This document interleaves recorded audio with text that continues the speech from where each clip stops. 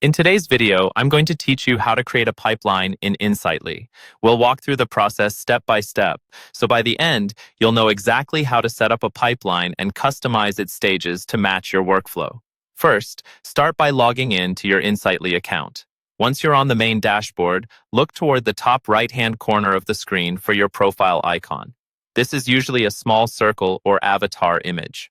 Click on that profile icon, and in the drop-down menu that appears, choose the option called System Settings.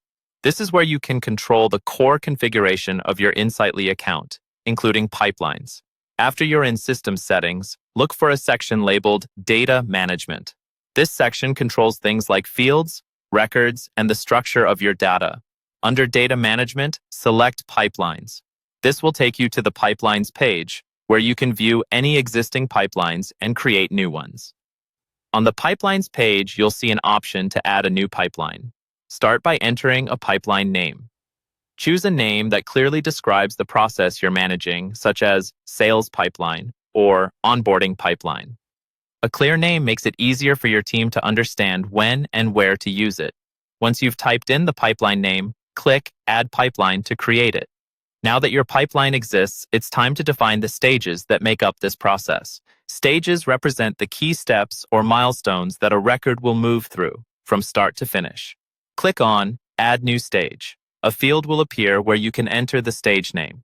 Think of each stage as a checkpoint in your workflow. For example, in a sales pipeline, you might have stages like New Lead, Contacted, Proposal Sent, and Closed Won. Type in the name for your first stage, then click Save to add it to the pipeline. Repeat this process for all of the stages you need. Click Add New Stage, enter the stage name, and click Save each time. Take a moment to think about the logical order of your stages, because this will determine how records move through the pipeline. You can always come back later to adjust names or add more stages as your process evolves. Once you've added and saved all your stages, your pipeline is ready to use in Insightly.